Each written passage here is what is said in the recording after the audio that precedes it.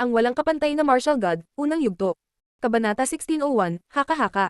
Master Moen, ang Great Celestial Palace of Thoughtfulness ay tunay at lubos na nagsisisi. Sana maging magkaibigan tayo in the future. Kung mayroon kang anumang mga kahilingan, gagawin namin ang aming makakaya upang matulungan ka. Sabi ni Zhou Tianxiao. Hindi siya pumayag na lumuhad. Hindi siya binigyan ni Lin Feng ng mukha kaya, paano niya magagawa? Binalaan siya ng mga elder na hindi niya kayang makipag-away kay Lin Feng, na kailangan niyang kontrolin ang kanyang galit. Hindi lang si Zhou Tianxiao ang nagalit, gayon din ang iba pang miyembro mula sa Great Celestial Palace of Thoughtfulness. Si Jin Chenjun ay nakangiti sa isang matangkad na paraan. Umaasa siyang hindi lalapit ang mga lalaking iyon kay Lin Feng. Ang Great Celestial Palace of Thoughtfulness ay sinubukan akong patayin noong nakaraan, at sila ay mayabang.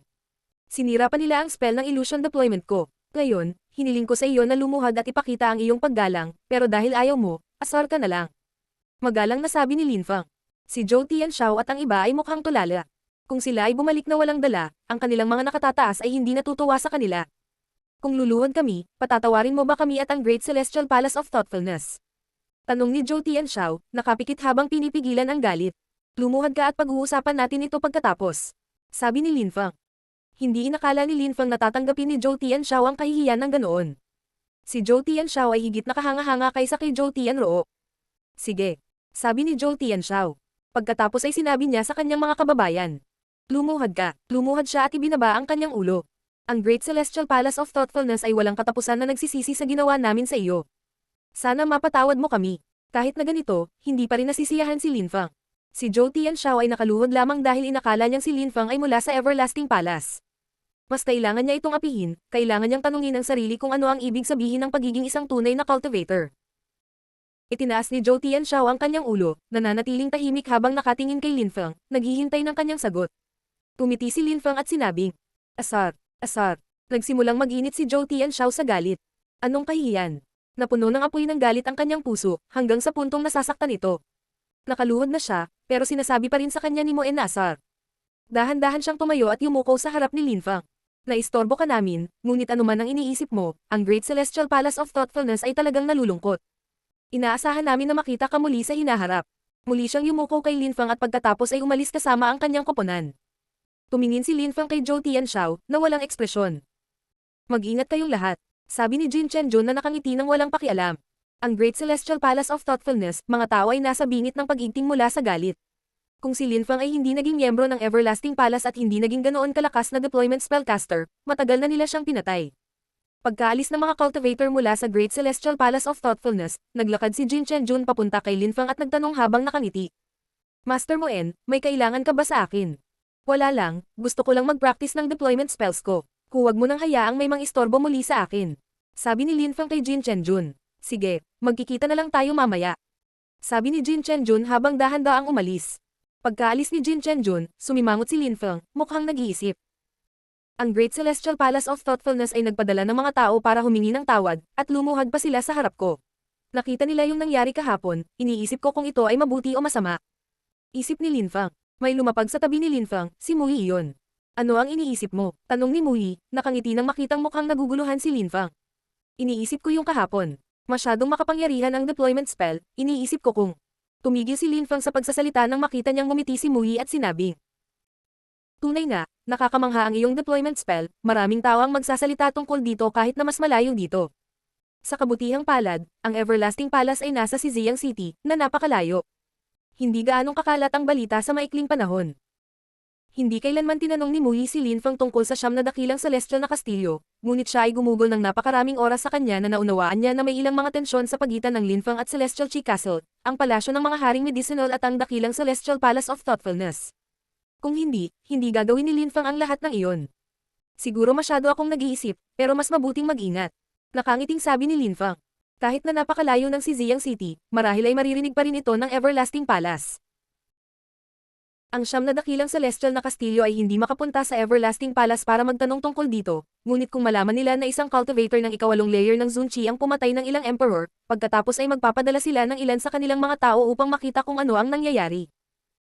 Tama ka, mas mabuting maging mapagbantay at magplano ng maaga. Sabi ni Mui na tumatango. Kahit na ang siyam na dakilang celestial castle ay hindi kasing laki ng Everlasting Palace, mayroon pa rin silang impluensya sa rehiyon. Nagkaroon sila ng akses sa ilang impormasyon. Maraming paraan para malaman na si Linfang iyon, ngunit masyadong nakakumbinsi ang deployment spells ni Linfang. Gagawin ko pa ang mga anteng-anteng. Sabi ni Linfang na tumanggo kay Muyi. Tapos, bumalik na siya sa kwarto niya. Tumingin si Muyi sa likod ni Linfang habang siya ay umalis, nakangiti at umiiling. Napaka-misteryoso ni Linfang, ngunit wala itong kinalaman kay Muyi, kaya inisip niya ang sarili niyang negosyo. Hindi bababasa, si Linfang ay seryoso sa deployment cultivation at tinulungan siya sa kanyang sarili. Si Linfang ay gumugol ng isa pang kalmado at mapayapang araw, walang dumating upang istorbohin siya. Sa ikalawang araw, sa labas ng teritoryo ng Celestial Chi Castle, lumitaw sa mga ulap si Chi Yunlei at ilang mga tao mula sa Qingdi Mountain. Sina Chi Yunsheng at Chi Yuchen ay nasa grupo. Master Chi Yunlei. Sabi ni Jin Chenjun, umakyat sa langit at yumuko. Nakabalik na si Chi Yunlei, at dahil isa siyang cultivator mula sa Everlasting Palace, siya ay ginagalang. Hindi man siya mataas ang katayuan sa lipunan doon, member pa rin siya. Napakabuti, sabay na nandito sina Master Chi Yunlei at Master Moen. Isip ni Jin Chenjun. Yunlei, bumalik ka na. Sabi ni Chi Yunxiao, tumataas din sa ere. Nakangiti siya sa matangkad na paraan. Pareho sila ng dugo, kaya para silang magkapatid. Brother Yunxiao. Sabi ni Chi Yunlei na nakangiti at tumanggo sa lahat, sunod-sunod. Pagkatapos, sabay silang bumangon hangin. Yunlei, bakit hindi mo sinabi sa akin na babalik ka? May mga nangyari sa Everlasting Palace at maraming tao ang umalis. Ngayon ay may hinahanap sila. Nanatili ako sa Qingdi Mountain ng ilang sandali, at ngayon naisip kong kailangan kong makita kung ano ang kalagayan ng angkan. Natatawang sabi ni Chi Yunlei. Sige, narinig ko na narito ang isang deployment spellcaster mula sa Everlasting Palace, sabihin sa akin ang mga detalye. Nag-aalinlangan si Chi Yunlei. Malaki ang Everlasting Palace, at maraming tao. Kung si Moen ay isang ordinaryong cultivator, ang hindi kailanman narinig tungkol sa kanya ay magiging normal, gayunpaman, si Moen, na may lakas ng layer ng Zunqi, ay maaaring magbigay ng mahusay na deployment spell na may kakayahang pumatay ng mga emperador at magdulot ng banta sa medium level. Mga emperador. Iilan lang ang mga ganyan sa Everlasting Palace at sila ay sikat na sikat. Gayunpaman, si Moen ay hindi isa sa kanila. Siyempre, naisip din ni Chi Yunlei ang posibilidad na nagsinungaling ang taong ito tungkol sa kanilang pangalan nang pumunta sila doon. Narinig mo na rin iyon. Nakangiting sabi ni Chi Yunxiao. Pagkatapos, ipinaliwanag niya ang lahat kay Chi Yunlei kung paano gumawa ng deployment spell si Linfeng, kung paano siya pinrotektahan ni Muyi, at iba pa. Pagkatapos noon, lalong sumimangot si Chi Yunlei. Anong mali? Tanong ni Chi Yunxiao nang makita ang reaksyon ni Chi Yunlei. Halos sigurado ako na wala tayong tinatawag na Master Moen sa Everlasting Palace, ngunit kailangan ko siyang makita para makasigurado. Sabi ni Chi Yunlei. Napatulala si Chi Yunxiao, wala silang tinatawag na Moen. Yunlei, pag-isipan mong mabuti. Ang issue ay ang pinakamataas na kahalagahan. Kailangan mong mag-isip ng mabuti bago tayo gumawa ng anumang panghuling desisyon. Sabi ni Chi Yunxiao.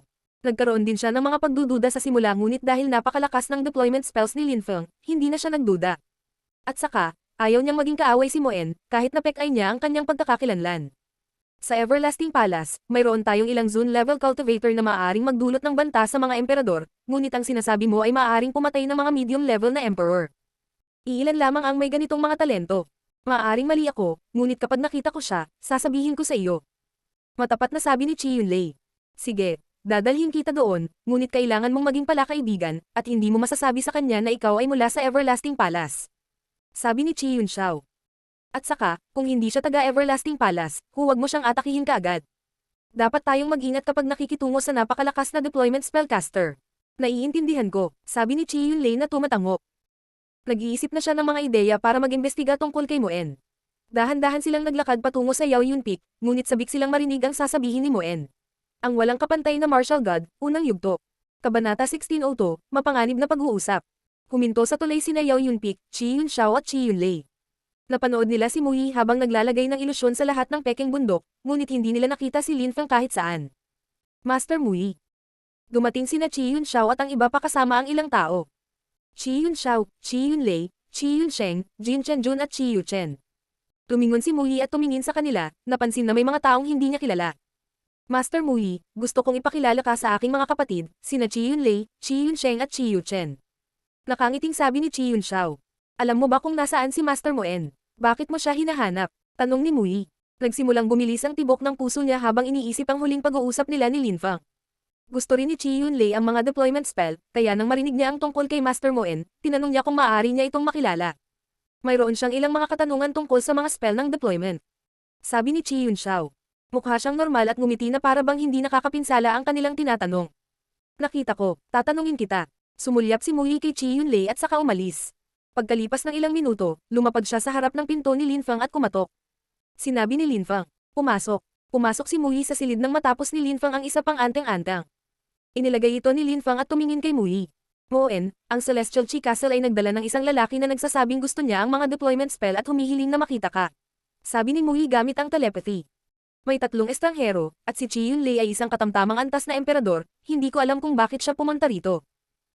Tumango si Linfang, tila naiintindihan kung ano ang nangyayari. Tumayo siya at sinabi, dahil tayo ang mga panauhin ng karangalan, dapat nating puntahan siya. Tara na. Tapos, nag-walkout silang dalawa. Master Moen, sabi ni Chi Yunxiao na kamakaway at nakangiti. Tumango si Linfang at ngumiti. Mukha siyang normal, parang wala siyang itinatago. Master Yunxiao, bakit ka pumunta dito? Nakangiting tanong ni Linfang. Napatingin siya sa 3 tao. Kilala niya sina Chi Yunsheng at Chi Yuchen, ngunit hindi niya kilala si Chi Yunlei. Master Moen, si Chi Yunlei iyon, katulad mo siya na nagsasanay ng deployment spells. Si Master Moen ay isang Zone Cultivator, ngunit kaya niyang pumatay ng mga emperador, kaya hindi ako karapat-dapat na banggitin sa parehong pangungusap na katulad niya. Dumating lang ako para kumustahin. Magalang na sabi ni Chi Yunlei. Master Moen, halos 10 taon na akong nagsasanay ng deployment spells, pero may mga bagay na hindi ko maintindihan. Napakabata mo pa at napakalakas na. Maaari mo bang ituro sa akin ang ilang mga bagay? May ituturo ako sa iyo, sigurado.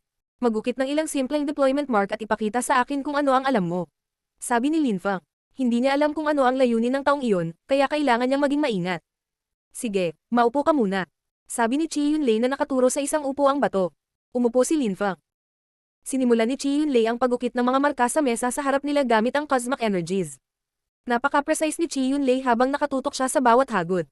Ang magagandang deployment spell ay gawa sa mas maliliit na deployment spell.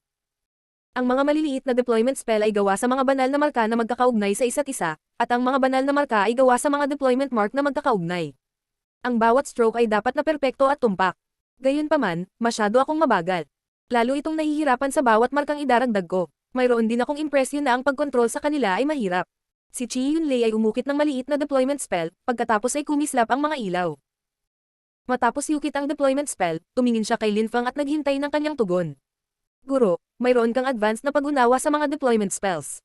Tulad ng sinabi mo, dapat mong kontrolin ang mga stroke ng perpekto upang makontrol ang mga ito ng maayos.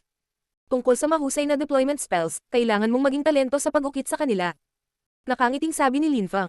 Ipinatong niya ang kanyang kamay sa mesa at biglang, nag-flash ang mga marka, dahilan upang lumabas ang mga nakakatakot na enerhiya. Nagsimulang mag-intertwine ang mga marka. Tila may 2 maliit na deployment spell sa mesa, ngunit ang bawat isa ay ginawa mula sa iba't ibang uri ng lakas. Sa madaling salita, mas maganda ang marka ni Linfang. Si Chi Yunlei ay hindi nakaimik, si Linfang ay nagsasabi sa kanya na hindi siya talented. Sinasabi niya sa kanya na upang maging mas malakas, maaari lamang siyang magtrabaho ng masigasig. Ngunit hindi siya mapabulaanan ni Chi Yunlei dahil perpekto ang mga marka ni Linfang. Halos nakalimutan na niya kung bakit siya naroon pagkatapos niyang panoorin si Linfang na inukit ang kanyang mga marka. Ngunit napangiti si Chi Yunlei at sinabing, Master Moen, kamangha-mangha ka. Nagsasanay ako ng husto at napakalayo ko pa rin sa iyo. Ang aking guro ay si Master Jingfeng mula sa Everlasting Palace, hindi ko alam kung narinig mo na siya. Si Chi Yunlei ay nakangiti ng walang pakialam ngunit ang tanong na iyon ay napakahalaga. Sinusundan ko lang ang teacher ko at nag-ensayo ako ng husto. Palagi niyang sinasabi sa akin na huwag pansinin ang mga nangyayari sa Everlasting Palace, kaya hindi ko rin alam kung sino si Master Jingfeng. Dapat isipin mo na katawa-tawa ako. Nakangiting sabi ni Linfang. Nagsimulang tumibok ang puso ni Chi Yunlei. Sa totoo lang, walang Master Jingfeng sa Everlasting Palace, gawa-gawa lang niya siya. Gayunpaman, ang tugon ni Linfang ay napakahusay na pagkakasabi. Nakikita ko, ikaw ay napakatalentado, kaya dapat kitang handgan. Hindi ko iisipin na katawa-tawa ka, sabi ni Chi Yunlei na umiling at ngumiti ng pilit. Ang Everlasting Palace ay nasa hilagang bahagi ng Xizang City, at ngayon ang iba pang maimpluwensyang grupo ay patuloy na tumataas. May ilang sekta din ang gustong makahabol sa amin, kaya naman gustong hanapin ng Everlasting Palace ang palasyo ng Everlasting Celestial Emperor. Master Moen, napakatalino mo, sigurado ako na balang araw ay magiging kasing lakas ka ng Everlasting Celestial Emperor. Hindi ako pinahihintulutan ng aking guro na makisali sa mga bagay na iyon, pinapayagan lamang akong mag-practice palagi at maglakbay para magkaroon ng karanasan. Tignan natin kung tama ka kapag lumakas na ako. Tungkol sa Everlasting Palace, hindi ako tanga, wala akong masyadong alam pero alam ko kung saan iyon. Sabi ni Linfang sa mahinahang paraan. Alam niyang iniimbestigahan siya ni Chi Yunlei. Nagdududa siya na si Linfang ay isang disipulo mula sa Everlasting Palace, kung hindi ay hindi siya magtatanong ng mga ganoong katanungan. Gayunpaman, ang mga bagay ay nangyayari ng mas mabilis kaysa sa inaasahan niya. Napag-usapan ni Mui at Linfang ang mga bagay na iyon noong nakaraang araw. Paumanhin, anong sinabi ko? Sabi ni Chi Yunlei, hindi niya alam kung ano ang sasabihin. Ayoko nang istorbohin ka pa, Master Moen. Sige. Sabi ni Linfang na walang pakialam na tumango. Pagkatapos, umalis si Chi Yunlei at ang iba pa. Pagkaalis nila, sumimangot si Linfang at sumulyap kay Mui. Patuloy na nagkakamali si Chi Yunlei, ang Everlasting Palace ay wala sa hilagang bahagi ng lungsod, at walang nagbabanta sa kanila. Hindi ako magugulat na malaman na wala na si Master Jingfeng. Sabi ni Mui kay Linfang gamit ang telepathy. Sinabi niya kay Linfang kung paano tumugon ilang segundo bago, gamit ang telepathy. Tumango si Linfang at bamulong. Malalaman nila tayo sa lalong madaling panahon. Wala raw siyang alam dahil nag-practice lang siya sa kanyang guro, pero mahirap patunayan iyon sa isang argumento. Mui tumango, napagtanto din niyang nagiging delikado na ang sitwasyon. Sa kabilang banda, naglakad si Chi Yunlei habang mabilis na nag-iisip. Yunlei, ano sa tingin mo? Tanong ni Chi Yunxiao. Nagsinungaling lang ako sa lahat. Kapag pinag-uusapan ang kanyang guro, sumunod lang daw siya sa kanyang guro. Kung tatanungin ko kung sino iyon, malamang na sinabi niyang hindi siya pinapayagan ng kanyang guro na sabihin kahit kanino kung sino siya. Iyan ay isang perpektong sagot na gagamitin kung siya ay nagsisinungaling. Sa tingin ko baka hindi siya galing sa Everlasting Palace. Si Chi Yunxiao at ang iba ay mukhang may pag-aalinlangan. Ano ang layunin ni Moen kung hindi siya mula sa Everlasting Palace? Kahit totoo yun, very capable pa rin siyang deployment spellcaster. Pumunta tayo sa pangunahing palasyo at pag-usapan ito. Sabi ni Chi Yunxiao. Ang walang kapantay na martial god, unang yugto. Kabanata 1603, Great Deployment Spells. Si Chi Yunxiao ay nakaupo sa isa sa mga kastilyo ng Chi Castle kasama ang ilang iba na mukhang malungkot, hindi nila alam kung ano ang iisipin tungkol kay Linfang. Dati, nakita ng lahat na normal ang pagmamataas at masamang ugali ni Master Moen, ngunit ngayon ay parang sinadya niyang pinukaw ang Great Celestial Palace of Thoughtfulness at ang Palace of Medicinal Kings. Kaya noong isang araw, nang gumawa siya ng kaguluhan sa Palace of Medicinal Kings, sinadya iyon. Sabi ni Chi Yunxiao na nakasimangot. Kung totoo iyon, kung talagang gusto niyang i-provoke ang Palace of Medicinal Kings ng kusa, ano ang gusto niya sa atin? Tanong ni Jin Chenjun. Dahil kay Linfang, nagkaroon na ngayon ng tensyon sa pagitan ng Celestial Chi Castle at ng Palace of Medicinal Kings. Kung ganoon talaga, ibig sabihin din niya nasaktan tayo sa kanyang grand scheme. Kinakabahan ng lahat. Tumingin si Chi Yunxiao kay Chi Yunlei at nagtanong. Yunlei, sigurado ka bang hindi miyembro si Master Moen mula sa Everlasting Palace? Halos sigurado, kung hindi, hindi niya kailangang itago ang mga bagay na iyon. Sabi ni Chi Yunlei na tumatangok. Kumislap ang mga mata ni Chi Yunxiao, tumingin siya kay Jin Chenjun at sinabi. Pumunta ka at hanapin si Master Mi. Master Mi, alam ni Jin Chenjun kung ano ang ipinahihiwatig niya. Agad siyang lumabas ng hall. Mahigpit silang gagawa ng mga hakbang. Dahil si Master Moen ay hindi miyembro ng Everlasting Palace, maaari nilang subukan at panatilihin ang napakalakas na deployment spellcaster para sa kanilang sarili. Gayunpaman, mayroon pa rin silang pagdududa. Si Master Moen at Celestial Chi Castle ay walang problema noon, kaya bakit niya sinasadyang saktan sila? Ngayon kailangan nilang hintayin si Master Mi, malalaman niya kung paano lutasin ang problema. Yun Sheng, dalhin si Emperor Dong at Emperor Qi sa gitna ng ating teritoryo at magkaroon ng isang tao na magbabantay sa lugar. Maaaring gumamit si Master Moen ng mga deployment spell para protektahan ang lugar, ngunit dapat tayong maging maingat. Sabi ni Chi Yunxiao. Nakita niya kung gaano kakilakilabot ang deployment spells ni Master Moen. Naiintindihan ko, tumango si Chi Yunsheng at umalis. Si Chi Yunxiao ay naghihintay kay Master Mi. Makakapunta sila sa Yao Yun Peak kasama si Master Mi at kontrolin siya. Sa ganoong paraan, magkakaroon sila ng malakas na deployment spellcaster at kahit na magkaroon ng tensyon sa pagitan nila at ng Palace of Medicinal Kings, hindi ito mahalaga dahil sulit ito. Walang alam si Linfang tungkol doon dahil nag-aaral pa siya ng deployment spells. Mabagal na lumipas ang oras bago may gumalaw sa direksyon ni Linfang na may suot na mastara. Master Mi, nandito siya. Si Chi Yunxiao at ang iba ay naghihintay kay Master Mi. Bumangon sila sa hangin nang makita siya. Master Mi, magalang na sabi ni Chi Yunxiao at ng iba pa. Tumango si Master Mi sa kanila at tumingin sa malayo. Nasaan na siya? Mahinahong tanong ni Master Mi. Sa Yao Yun Peak. Sabi ni Chi Yunxiao. Sabay-sabay na umalis sina Chi Yunxiao, Chi Yunlei, Master Mi at Jin Chenjun. Tatlong katamtamang antas na emperador at isang mababang antas na emperador. Dalawa sa medium level na emperor ang kumokontrol sa empty space cosmic energies, sa ganoong paraan, kahit na protektahan ni Mui si Moen, wala siyang magagawa. Kung tutuusin, ang tatlong taong iyon ay hindi ordinaryong medium level na emperor, lalo na si Master Mi, siya ay isang hakbang sa itaas nila. Napakabilis, nakarating silang apat sa Yao Yun Peak. Sa sandaling iyon, nasa pavilion pa rin si Linfang. Nabasag niya ang mesang bato at nag-uukit ng mga bagay sa lupa. Master Moen, sigaw ni Chi Yunxiao. Kahit malakas sila, hindi agad sila umatake. Gusto muna nilang makalapit kay Lin Feng bago nila ito mahuli. Nakita ni Lin Feng si Master Mi at agad na naunawaan na ang kanyang pandaraya ay natapos na. Ngayon gusto na rin nilang kontrolin siya. Master Qi Yunxiao, ano ang nagdala sa iyo dito? Tanong ni Lin Feng na nagkukunwaring hindi siya nag-aalala. Master Moen, gusto ka naming ipakilala sa isang panauhing pandangal. Sabi ni Qi Yunxiao. Nagpatuloy sila sa paglalakad patungo kay Lin Feng habang nag-uusap. Tumigil ka, sigaw ni Lin Feng sa matalas na paraan. Biglang huminto si Qi Yunxiao at ang iba pa. Pagkatapos ay tumingin sila kay Lin Feng at sinabi, Master Moen, anong problema?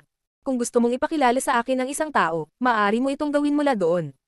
Sabi ni Lin Feng. Tumingin si Qi Yunxiao kay Lin Feng, hulaan na mula sa kanyang biglaang pagbabago sa ugali ay nalaman na sila. Hehe, tumiti si Qi Yunxiao sa malamig na paraan. Bigla siyang naglabas ng cosmic energies. Hindi na niya kailangang itago pa dahil naiintindihan ni Moen ang nangyayari. Master Moen, nagpanggap ka na isang disipulo mula sa Everlasting Palace, ngunit bakit? Direktang tanong ni Qi Yunxiao. Para magkagulo syempre. Halimbawa, ginawa kitang magkaaway at ang Palace of Medicinal Kings. Nakangiting sabi ni Lin Feng. Ang dami naming inaasahan. Sabi ni Qi Yunxiao sa malamig na paraan. Bakit mo ginawa iyon? Nasisiyahan akong lumikha ng kaguluhan. Sabi ni Lin Feng, humahadjijak na parang baliw. Nakita ko. Ngunit ngayon kailangan mong manatili dito magpakailanman. Sabi ni Qi Yunxiao. Pagkatapos ay itinapon niya ang sarili kay Lin Feng. Tumalon si Lin Feng at biglang, kumislap ang mga gintong ilaw sa ilalim ng kanyang mga paa. Pigilan silang makatakas. Sabi ni Qi Yunxiao. Kinamayan niya ang kanyang kamay at biglang, nabuo ang isang dambuhalang kamay at hinawakan si Lin Feng. Gayunpaman, sa sandaling iyon, nagpakita si Mui sa harap ni Lin Feng at sinuntok ang hangin. Naging distort ito bago palibutan ng mga ilaw sina Lin Feng at Mui. Naglaho ang mga gintong ilaw na iyon. Deployment spell. Binasag ng kamay ang pavilion ngunit nandoon pa rin ang maliwanag na pattern sa ilalim ng mga paa ni Lin Feng. Si Lin Feng ay nagukit ng isang bakanteng space deployment spell na maaaring mag-teleport ng mga bagay. Pumunta ka na, habulin mo sila. Biglang tumakbo si Master Mi pababa sa peking bundok. Ang deployment spell ni Lin Feng ay hindi masyadong malakas, kaya maaari lang siyang mag-teleport sa maikling distansya. Malamang ay nasa teritoryo pa rin siya ng Celestial Chi Castle. Tama ang hula nila, kahit hindi pa niya nagawang mag-cast ng full teleportation deployment spell, kaya pa rin ito. Si Lin Feng ay na-teleport malapit sa gitnang lugar ngunit agad na nabalisa matapos niyang mapansin na pinoprotektahan ng ilang mga gwardya ang mapanirang deployment spell. Emperor Dong, Qi Yunsheng at ang iba ay tumingin kay Lin Feng at Mui sa malamig na paraan. Master Mui, sabi ni Lin Feng. Sinuntok ni Mui ang hangin, ang kanyang suntok ay naglabas ng mga tunog ng pagsipol at naging sanhi ng pagkadistorbo ng espasyo. Broken space cosmic energy, mag-ingat. Sabi ni Emperor Dong habang tumatalon pasulong. Napapaligiran sila ng mga ilaw, ngunit ang nasirang enerhiya ng espasyo ay masyadong malakas at sinira ang kanilang proteksyon. Bumalik. Ang mga taong iyon ay bumalik, ngunit pagkatapos ay binato sila ni Lin Feng ng mga anteng-anteng. Bang! Galit na sigaw ni Lin Feng. Si Emperor Dong at ang iba pa ay bumangon sa himpapawid, gustong makatakas sa hanay ng mga anteng-anteng, ngunit wala silang magagawa laban sa mga anteng-anteng na iyon. Gayunpaman, nang bumangon sila sa himpapawid, napagtanto nila na ang mga anteng-anteng ay hindi sumabog. Niloko sila ni Lin Feng. Pigilan mo siya. Sigaw ni Qi Yunsheng sa di kalayuan. Gayunpaman, si Lin Feng ay nasa gitna na. Ipinatong niya ang dalawang kamay sa lupa at biglang, ang kanyang deployment spell ay naging nakakasilaw nang lumitaw ang mga marka. Sa maikling panahon, ang lahat ng teritoryo ng Celestial Chi Castle ay naging nakasisilaw. Dodge. Lahat ay lumipad ng mas mataas sa himpapawid. Sigaw ni Qi Yunsheng ng napakalakas. Pagkatapos ay bumangon sila sa hangin habang si Qi Yunsheng at Emperor Dong ay nagsimula ng tumakas. Pareho silang naglabas ng bakanteng espasyo na cosmic energy para gumalaw pa ng mas mabilis. Hahayaan kitang mag-enjoy sa deployment spell ng kaunti pa. Sabi ni Lin Feng, ganap na ina-activate ang deployment spell tulad ng nangyari noong isang araw. Paano tayo makakatakas? Si Mui ay nasa tabi ni Lin Feng habang ang lahat ng malalakas na cultivator mula sa Celestial Chi Castle ay tumatakas at naglalabas ng mga walang laman na enerhiya sa espasyo. Napakabilis nila, mas mabilis kaysa sa mga cultivator mula sa Palace of Medicinal Kings dati. Sa makatuwid, kung hindi nila nagawang patayin ng mga taong iyon na may ganitong pag-atake, sila ay magkakaproblema. Ayan, sabi ni Lin Feng na tumatalon. Biglang lumitaw ang mga mapanirang enerhiya ngunit sa pagkakataong ito ay inatake niya ang lupa, na lumikha ng isang napakalaking abyssal hole. Nagcast ka rin ng deployment spell na nakaturo pababa. Nagulat si Mui, hindi siya makapaniwala sa kanyang mga mata. Ito ay isa pang nakakasira na deployment spell na ginawa ko kasabay ng isa pa. Sabi ni Lin Feng. Terena, hindi tayo pababayaan ng Celestial Chi Castle, kaya hindi tayo maaaring mag-aksaya ng oras. Ang walang kapantay na martial god, unang yugto. Kabanata 1604, ang puso ni Emperor Qi. Sa labas ng teritoryo ng Celestial Chi Castle, itinaas ng mga tao ang kanilang mga ulo at nakitang muling nag-activate ang spell ni Lin Feng. Ano ang nangyayari? Bakit na-activate ang deployment spell ni Master Moen? Matapos dahan-daang hamina ang deployment spell, nakita ng crowd ang isang grupo ng mga tao mula sa Celestial Chi Castle sa kalangitan. Mukhang galit na galit sila at nakatingin sila sa napakalaking abyssal hole. Nasira na naman ang Celestial Chi Castle, at ano ang ginagawa ni Master Mi doon? Naisip ng ilang tao nang makilala nila ang lalaking nakasuot ng mastara. Alam nila na si Master Mi ay napakalakas at may mataas na katayuan sa loob ng Celestial Chi Castle. Baka gusto ni Master Mi na kontrolin si Master Moen, at pagkatapos ay inactivate ni Master Moen ang deployment spell at umalis. May nangatwiran. Huwag mo siyang hayaang makatakas. Sigaw ni Master Mi. Nakita niya kung gaano kasabog ang deployment spell ni Lin Feng at alam niya kung gaano kalaki ang banta ni Lin Feng sa kanila. Ngunit kahit na ganoon, hindi pa rin niya alam kung bakit nagplano si Lin Feng laban sa kanila. Nalaman lang nila iyon pagkatapos nilang mahuli siya.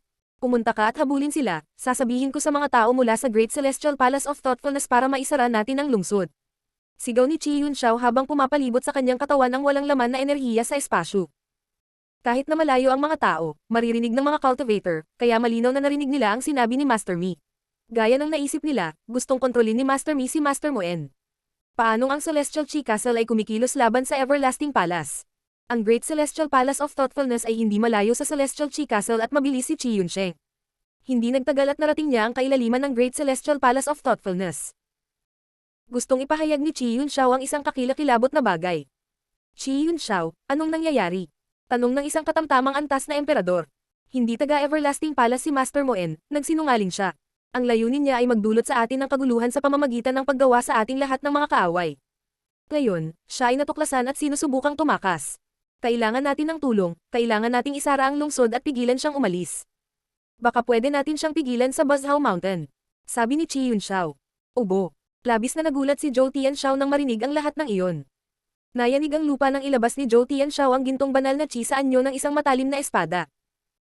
Lumuhad siya sa harap ni Moen at sinabihan siya ng huli na asar. Hindi niya mailarawan kung gaano siya nalungkot ngayon. Sigurado ka ba? Tanong ng katamtamang antas na emperador mula sa Great Celestial Palace of Thoughtfulness. Ilang beses silang pinahiya ni Moen, pagkatapos ay humingi sila ng tawad sa kanya, at ngayon ay sinasabi sa kanila ng Celestial Chi Castle na hindi siya mula sa Everlasting Palace. Ito ay masyadong maraming upang kumuha ng sabay-sabay. Brother Joe, sa tingin mo ba magbibiro ako tungkol sa isang bagay na ganito?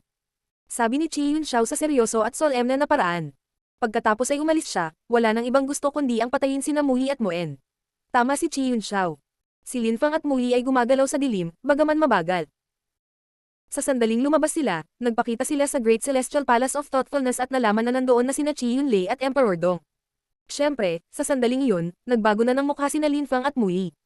Ang mga bagong mukha na ginagamit ni Lin Feng at Mui ay mga mukha na ginamit na ni Lin Feng sa maliit na mundo, ngunit sa dakilang mundo, halos walang makakilala sa kanila. Nagpalit din sila ng damit, kung sakali. Lin Feng, mauna ka na, sabi ni Mui kay Lin Feng gamit ang telepathy. Tumanggo si Lin Feng. Napansin kaagad ni Emperor Dong na si Lin Feng ay isang cultivator ng ikawalong layer ng Zun Chi, kaya tinitigan niya ito sandali, ngunit pagkatapos ay napansin niya na ang chi ni Lin Feng ay puno ng buhay chi at hindi ito ganoon kalakas. Pagkatapos mag-isip tungkol dito, sumuko si Emperor Dong sa pag-aakalang siya si Moen. Sinundan ni Mui si Lin Feng mula sa malayo upang mabawasan ang anumang hinala. Siya ay humanga kay Lin Feng noon, ngunit ang mga masterang ito ay kapuri-puri din. Siyempre, eksperto din si Lin Feng sa pagtatago ng kanyang pagkakakilanlan. Kusa siyang naglalabas ng enerhiya sa buhay, para lokohin ang mga taong tulad ni Emperor Dong. Hindi masyadong mabilis kumilos si Lin Feng, sinusubukang kumilos na parang siya ay isang karaniwang cultivator. Nako, ang Celestial Chi Castle ay nakipagtulungan sa Great Celestial Palace of Thoughtfulness. Kung tatatakan nila ang lugar, magkakaproblema tayo. Isip ni Lin Feng. Master Mui, hindi tayo makaalis dahil tinatakpan nila ang lugar. Sabi ni Lin Feng kay Mui gamit ang telepathy. Ang siyam na dakilang celestial na kastilyo ay may kawili-wiling geographical na katangian kung saan ang tanging paraan upang umalis ay sa pamamagitan ng Great Celestial Palace of Thoughtfulness.